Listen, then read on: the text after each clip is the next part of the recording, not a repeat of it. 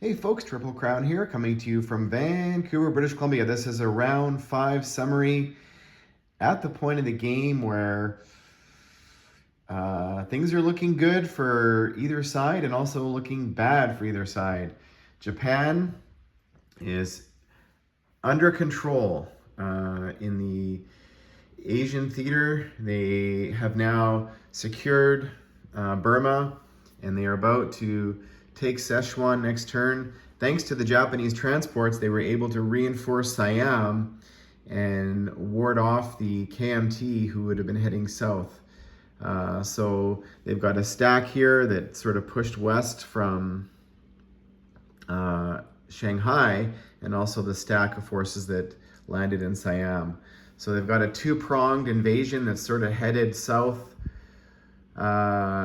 west, now north. And there's only one unit defending Szechuan, which was the territory that if you're the Japanese, once you control that, you kind of eliminate the KMT, but the KMT has backed out. They have about still 17 units sitting there, and they're just going to keep backing up and backing up. The Japanese did completely wipe out the CCP forces last turn, and they had a couple units that were here, and the KMT decided to dispatch them so they couldn't keep marching towards the pseudo or the second capital of Russia should Moscow fall, which is Novosibirsk. There's a major factory there, so the KMT and the Allies definitely did not want the Japanese sitting on the doorstep over here. So they had to use their light tanks and cavalry, and they were successful. And they are just playing defense now. So Japan is, Calcutta right now is safe. Japan is building one infantry there per turn now. And even though the British are building up their military bases in the Middle East, they are sending those forces currently towards Cairo. So the naval standoff here that's happening in the Pacific. So Japan has amalgamated its navy. They decided not to attack the combined Anzac and British forces off in New Zealand. Better to live and fight another day, they thought. So, but currently they're 3 sea zones away, not in a naval base, so they have the edge and superiority. So they are declaring the victory because they are preventing the Anzac from building any more navy. But the Americans are declaring victory with the Anzac because they saved the Anzac Navy from being wiped out. And they could attack the Japanese, but it would be a two-pronged attack, and they have less forces. So they are on the defense for now, but they are safe because they are 3 sea zones away. So it's going to be interesting. There's going to be some cat and mouse happening over here. America built a transport, a destroyer, and a couple aircraft carriers, and that maybe is going to catch some Commonwealth and Anzac fighters. The Japanese built a couple destroyers, and they are building units along the coast of Asia, ready to do some damage.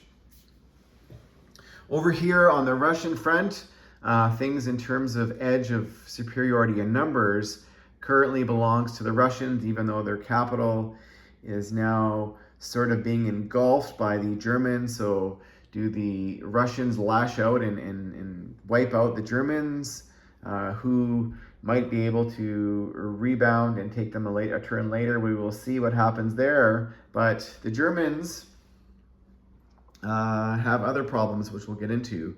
Over here in Cairo, the tide has shifted. The Italians are no longer building navy. The British built 3 destroyers last turn, and the Italians are content to just building infantry. They built another 3 infantry in Tobruk, and they are built about 7 infantry back home in Turin and also in Rome. They got to save their capital. Over here, the Americans, who annexed Brazil, have now landed over here in Rio de Oro.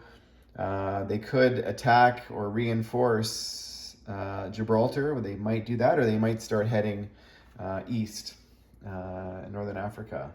Operation Torch has started. But there's another operation that happened last turn, and that is D-Day. The Allies invoked the D-Day, which allows them to do a combined American, Commonwealth, Canadian, British attack, and they landed in Normandy. So they landed in Normandy, and that was a Vichy territory, and there was a Vichy boat in the water, so it's flipped back to Free French, which is now a blocker. And when they do the D-Day landing, that allows the Allies to use an additional 3 transports that were just used to go grab an additional 6 units from London or Liverpool and drop them off. And so they have a stack there, which is likely to be wiped out next turn by the German stack, which is larger. However, the Allies have a follow-up, and do the Germans want to start playing ping pong, you know, and retaking the territories along Western Europe every turn. So that's going to be interesting to see how that plays out. What are the Germans, how are they going to respond? And now they are fighting a 2-front war.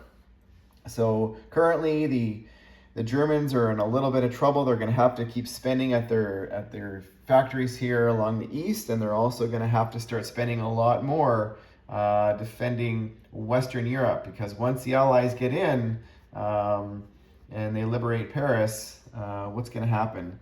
The Allies also bombed the factory in Paris last turn, so they did, I think, 9 damage, and the Americans are ready to drop off 10 more units next turn. The Canadians are ready to drop off another 2 units, and there's 4 British transports and Canadian transports here combined, and they are ready to go grab those off of London and drop them off. So there's going to be another 16 or 18 units next turn, retaking whatever the Germans capture. So that's going to be interesting there. But over here in the Pacific, I mean, Japan has now captured almost all the money islands. They still have to do the Philippines. They still have to do New Guinea and Dutch New Guinea and Guam. But you know, there's nothing to stop them unless the British over here in the Commonwealth decide to maybe help out in the Pacific. But right now they are putting the pressure on Rome. So we'll see what happens. Japan is about to become, in my prediction, and what I call an unstoppable beast. Is that enough to win the game? And are the Germans going to be able to hold on in the Atlantic with the Italians? So that's going to be interesting to see. And thanks for watching, folks, and stay tuned for round 6.